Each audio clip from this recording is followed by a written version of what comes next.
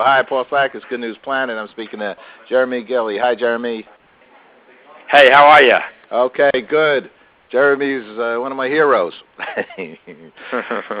Yeah, we talked many years, maybe 9 or so years ago. You came up to my little studio on Fifth Avenue in New York, and you told me all this good news about the United Nations and peace and your desire to help the world be nicer. And congratulations, and you stuck with it all these years, and you're doing great. Thank you very much, Jeremy. Well, yeah, thank you. Yeah, well, it was nice to meet you all those years ago, and obviously, a lot's happened since then. Obviously the Day of Peace, the Day of Ceasefire and Non-Violence, the 21st of September was created and unanimously adopted by the member states of the United Nations, which was wonderful.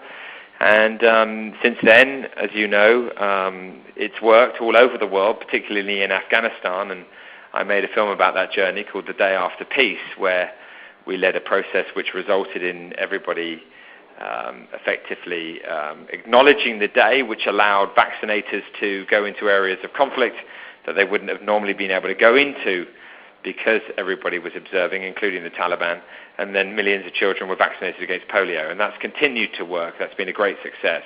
And that's then led on to us. I mean, in 2008, the UN announced, the Department for Safety and Security announced a 70% decrease in violence, which was incredible.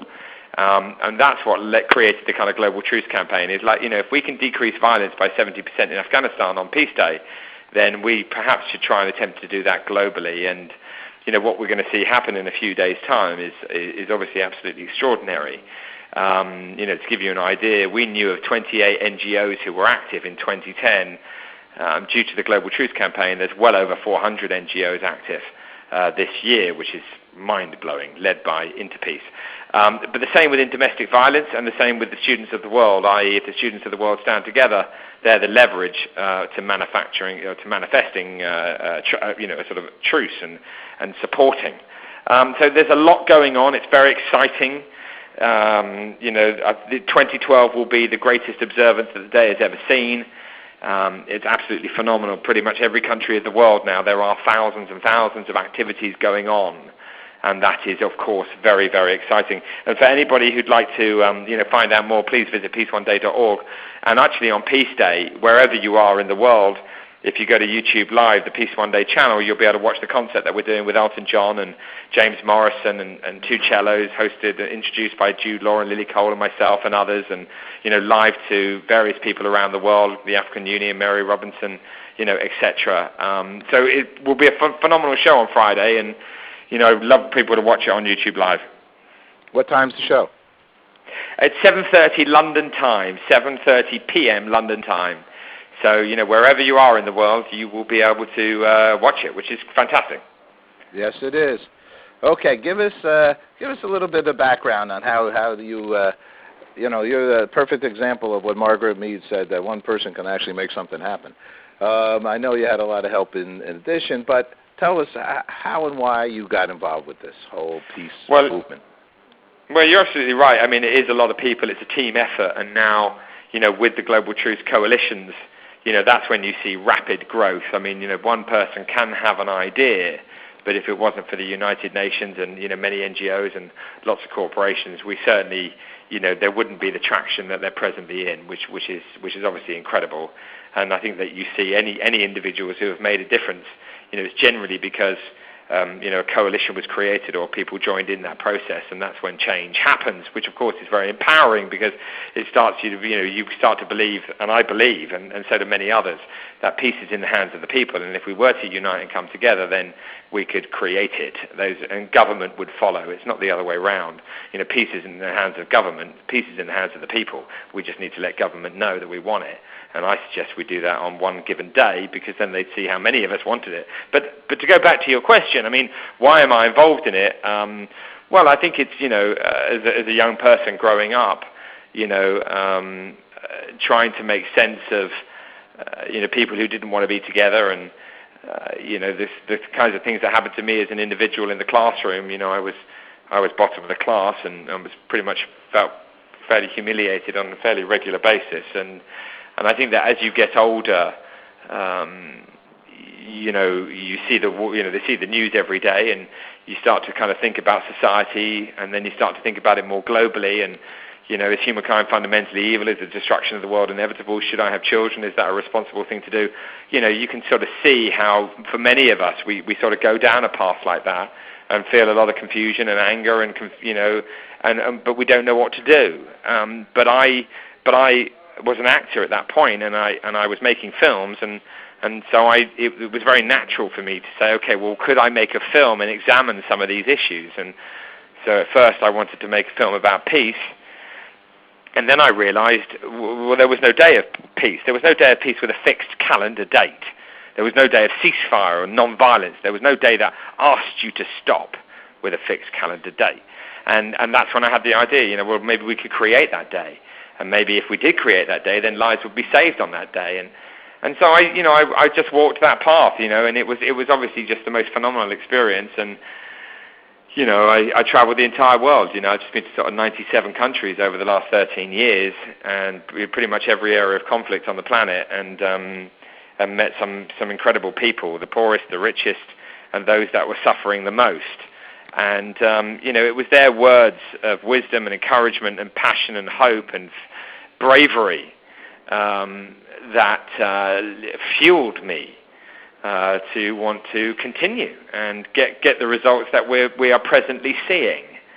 I believe that the 21st of September is very close now to becoming institutionalized, i.e. it will be self-sustaining, in the same way that important religious days like Christmas or like a Mother's Day, for example, or an AIDS Day. I mean, these days are pretty much global.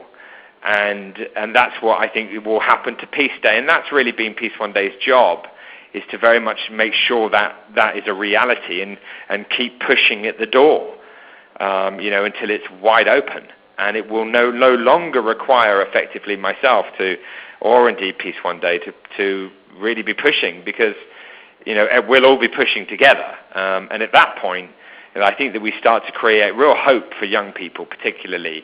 I think if the world had a moment of global unity, of real intercultural cooperation on a scale that humanity's never known, then I think that is a window to a sort of lift in the level of consciousness around the fundamental issues that humanity faces. And that's what I'm very interested in, looking at, working towards, thinking about, and getting up every day to try and achieve. And that's pretty much the story. Aha, as I have also. We're on the same page, and I've probably been on it for when we were born. We never liked the bully. We never liked the bully. A bully was never our favorite person, and made no sense. Or somebody made fun of people. Just not good news. It's and they can learn. They can see. They can change, because more people can let them know that it's not nice not to be nice. So, I mean, it's only nice to be nice. So it's all good. Let me mention a couple of quick things, because we're doing a little thing here in Times Square, and we're going to broadcast work with you on your broadcast with Elton John. Boy, you got big time talent. Congratulations. And so many good things are happening, and you really have hit the calendar. I know Monica Willard mentioned, you've actually made the calendar of the world. I'm looking at my own calendar; it says International Day of Peace. So that's really good news. And next year, I know you're busy up to the ears with this, but I would like for you and for us to have a conversation, because I've been given Central Park the Great Lawn for next year. It's a big deal. And we want to have a monster event there in a good way, and I want to, work with you on that. So, is that okay to get back to you in that regard?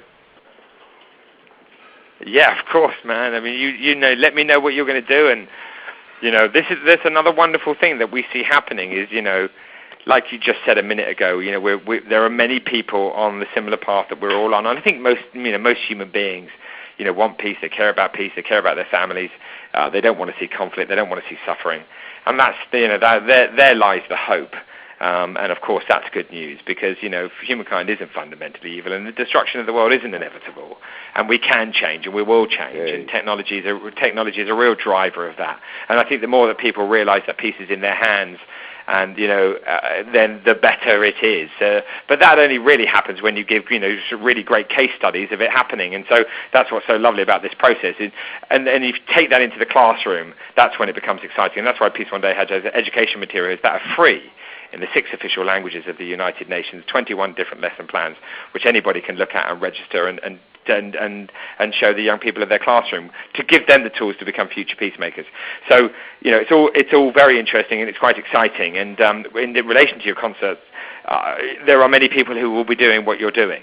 We'll be getting great lawns all over the world, and that is, of course, very exciting, because that's the point that I'm making, and that it's because of that happening, and that's really what institutionalization is all about. That's what is self-sustaining, if you see what I mean. It doesn't require peace. It doesn't require Peace One Day to be a part of it, and that's success. For our organisation, that is success. And coalition building is everything. It has to be everybody's legacy. If anybody listens to me speaking or sees any of the films and go, oh, well, that guy's really clever, he's got it under control, well, then that's not what we want to happen, because I haven't got this under control, and we can't do it alone. It's when all of us embrace the idea that we are all part of the legacy of institutionalizing this day, that when we embrace that and we all realize we are part of it, and that its success is because of the little things that we do or the big things that we do, and neither one is more important than the other, that's when real change occurs. And that's the most important thing to be talking about in the classroom. I couldn't agree with you more, but it is so important to have a strong foundation, and that's what you have helped, because you walk the talk, you are the talk.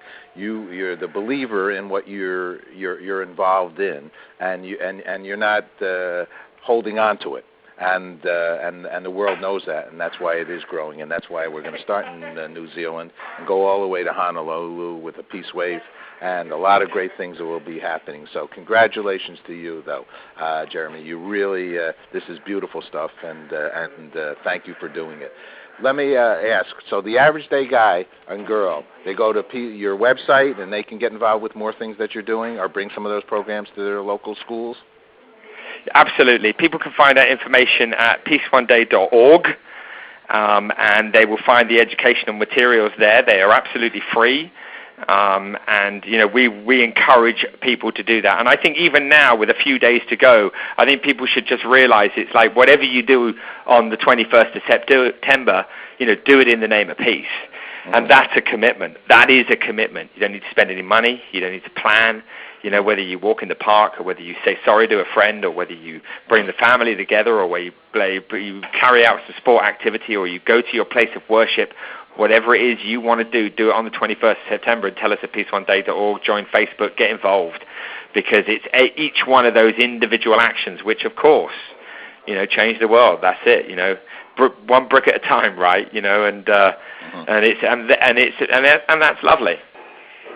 I'm with you. Peace is free. Last question. What's good news for you, Jeremy? Good news for me is seeing my little daughter and her beautiful eyes. Oh, yeah. How's she feeling? Holding her tight to me is just the best news that anyone could ever give me.